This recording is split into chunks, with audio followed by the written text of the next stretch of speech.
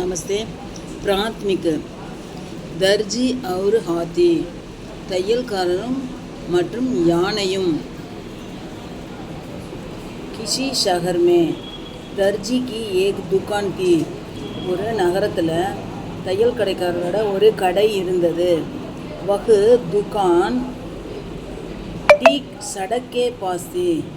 அந்த கடை சரியாக ரோட்டு ஓரத்தில் இருந்தது. राजा का हाथी रोज नदी में नहाने के लिए उसी सड़क से होकर जाया करता था.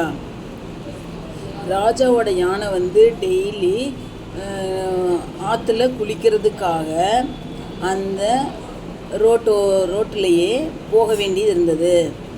जब हाथी उधर से निकला, எப்போ அந்த யானை அங்கே போகுமோ तब दर्जी की दुकान के सामने आकर रुक जाता. அப்போல்லாம் அந்த தையல் கடைக்காரரோட கடைக்கு முன்னாடி போய் நின்றோம்.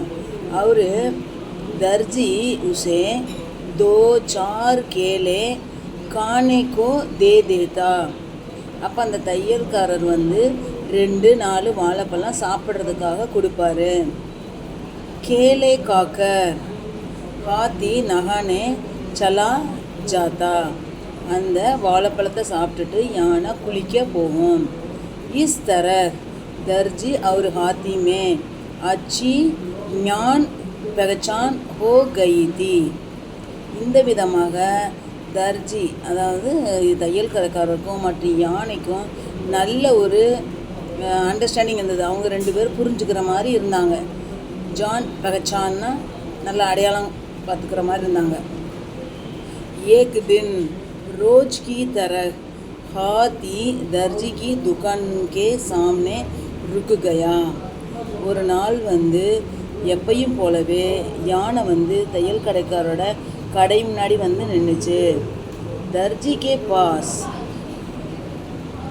उस दिन केला नहीं था. அந்த தையல் கடைக்காரருக்கு அன்னைக்கு வாழைப்பழம் அவர்கிட்ட இல்லை. जब हाथी ने अपनी सूंट बढ़ाई, அப்போ யானை தன்னோட தும்பிக்கையை தூக்கி அவர்கிட்ட வாழைப்பழம் கொடுன்னு சொல்லி கேட்குது.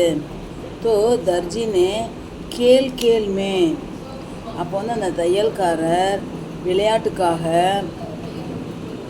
एक सुई उसकी सूंट में छुपा दी, ஒரு ஊசி எடுத்து அதனோட தும்பிக்கையில் குத்திட்டாரு, அழுத்திட்டாரு.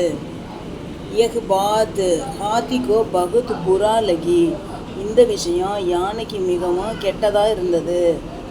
उस समय तो उसने कुछ नहीं किया, அந்த நேரத்தில் அது ஒன்றும் பண்ணலை. चुपचाप नदी के ओर चला गया, அமைதியாக ஆற்றை நோக்கி அது போயிடுச்சு. नहाने के बाद हाथी ने अपनी सूंट में बहुत सा गंदला पानी भर लिया. குளித்த பிறகு யானை தன்னுடைய தும்பிக்கையில் நிறையா சேத்து தண்ணியை அழுக்கு தண்ணியை நிரப்பி கொண்டது. அவர் வாபஸ் ஆயா, அப்புறம் திரும்பி வந்தது. ராகுமே வழியில் ஜப் वह दर्जी की दुकान के पास पहुंचा, எப்போ அது தையல் கடையோட கடையை சேர்ந்ததோ तब उसने अपनी सूंट का गंदला पानी दर्जी की दुकान पर डाल दिया. எப்போ அது தன்னுடைய தும்பிக்கையில் இருந்த அந்த அழுக்கு தண்ணியை சேத்து தண்ணியை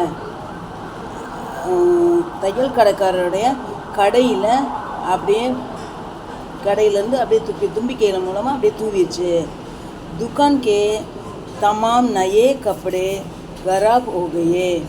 கடையில் இருந்த எல்லா புதிய ஆடைகளும் கெட்டு போச்சு.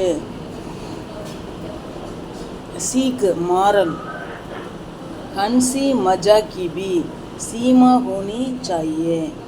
அதாவது சிரிக்கிறதுக்கும் ஹாப்பியாக இருக்கிறதுக்கும் ஒரு லிமிட் இருக்குது, சீமான ஒரு எல்லை இருக்குது.